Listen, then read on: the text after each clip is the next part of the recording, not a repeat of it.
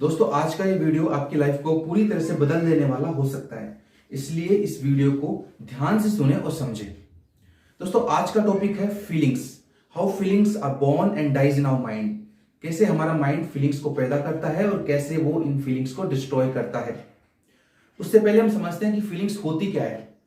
दोस्तों कई बार होता है कि आप उदास फील कर रहे होते हैं, स्ट्रेस होता है, एंग्जाइटी होती है, हाइपर टेंशन हो जाता है, आपको पता भी नहीं होता इसका रीजन क्या है, लेकिन कई बार आप बहुत खराब और बहुत गंदा फील कर रहे होते हैं।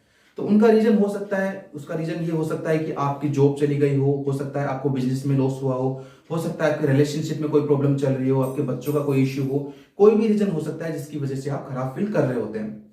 अब उस केस में होता क्या है कि अगर 1 या 2 दिन के लिए अगर वो खराब फीलिंग है तो कोई बात नहीं, आप उसे आराम से ओवरकम कर जाओगे। बट अगर वो खराब फीलिंग आपकी कई दिनों तक, कई महीनों तक रहती है तो उसका असर सीधा सीधा आपकी पढ़ाई पर, आपकी जॉब पर, आपके बिजनेस पर पड़ता है। आप किसी चीज में आपका मन नहीं लगता है, किसी आदमी से बात करने में, किसी से भी बात करने में आपका मन नहीं लगता है। इससे आपकी रिलेशनशिप में भी इश्यूज आते हैं। तो अब इस प्रॉब्लम का सॉल्यूशन क्या है, कैसे हम इस खराब फीलिंग को ओवरकम करें। दोस्तों इसके लिए हमें हमारे माइंड को समझना पड़ेगा, माइंड को और सबकॉन्शियस माइंड को, स्पेशली सबकॉन्शियस माइंड को हमें समझना पड़ेगा। सबकॉन्शियस माइंड क्या होता है? सबकॉन्शियस माइंड ये होता है, कई बार आपने देखा होगा कि आप बचपन में आपने साइकिल चलाई थी। साइकिल जब आप फर्स्ट टाइम चलाते हो तो आपको बहुत एफर्ट करना पड़ता है, कई बार आप गिरते पड़ते हो लेकिन फिर भी नहीं चला पाते हो। लेकिन कुछ दिनों बाद, कुछ महीनों बाद की प्रैक्टिस के बाद में आप ऑटोमेटिक ही साइकिल चलाने में परफेक्ट हो जाते हो। वो परफेक्शन आता है सबकॉन्शियस माइंड की वजह से, क्योंकि आपने इतनी बार प्रैक्टिस कर ली है कि वो चीज आपके सबकॉन्शियस माइंड के अंदर जाके फीड हो गई है। फिर आप साइकिल चलाते चलाते कोई और काम भी कर रहे होते हो तब आराम से साइकिल चला सकते हो, क्योंकि अब वो काम हो रहा है आपके सबकॉन्शियस माइंड के थ्रू।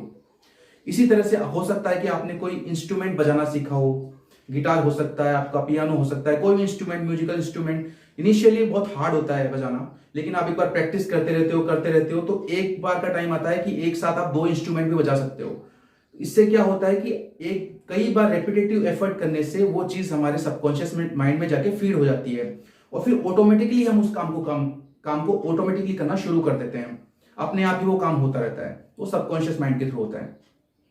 अब कैसे माइंड और सबकॉन्शियस माइंड होता है, कैसे सबकॉन्शियस माइंड अलग है माइंड से, उसके बारे में हम बात करते हैं।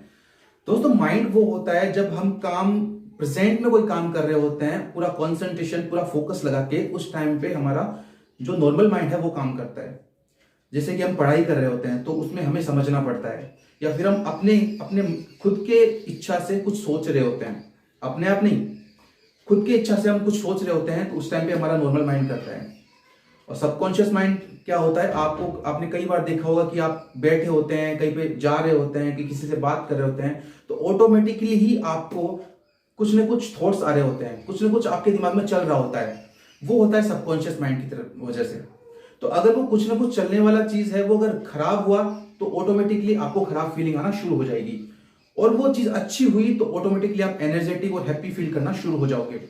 अब आपको करना क्या है, इसके लिए अपने सबकॉन्शियस माइंड को बदलना है। उसको बदलने के लिए, उसको बदला कैसे जाएगा, उसके लिए आपको 20 या 30 साल की तपस्या करनी पड़ेगी। तो वो तो पॉसिबल है नहीं कि आप 20-30 साल तक पहले तपस्वियों की जैसे जाके हिमालय पे बैठ जाओ और उस प्रॉब्लम को सोल्व करो। तो कैसे करेंगे? अफर्मेशंस से। अफर्मेशंस क्या होती है? अफर्मेशंस होती हैं इंस्पिरेशनल, मोटिवेशनल कोट्स होते हैं, या फिर आपके खुद के अच्छे चीजें, अच्छे स्टेटमेंट्स जो आपको खुद को अच्छे लगते हैं, वो स्टेटमेंट्स होते हैं। अफर्मेशंस आप इजीली इंटरनेट पे फाइंड कर सकते हो, या फिर आप खुद की अफर्मेशंस लिख सकते हो जिसमें आप अपने खुद के लिए अच्छी अच्छी बातें लिखोगे। अब अफर्मेशंस को डेली दिन में 3 से 4 बार आपको रिपीट करना है खुद से। उससे क्या होगा कि ऑटोमेटिकली वो जो अच्छी बातें हैं वो आपके सबकॉन्शियस माइंड में फीड होना शुरू हो जाएगी। अब सबकॉन्शियस माइंड का काम तो है आपको डेली ना डेली कुछ ना कुछ बोलते रहना, और कुछ ना कुछ बोलता रहेगा। अगर वो अच्छी बातें बोलेगा तो ऑटोमेटिकली आप बहुत ही अच्छा फील करोगे। ये तो नॉर्मल सी बात है, अगर आपको आपके बारे में कोई अच्छी बात बोलता है तो आप खुश रहते हो, और वही कोई आपको नेगेटिव या कुछ गलत बात बोलता है तो आप ऑटोमेटिकली स्ट्रेसफुल हो जाते हो।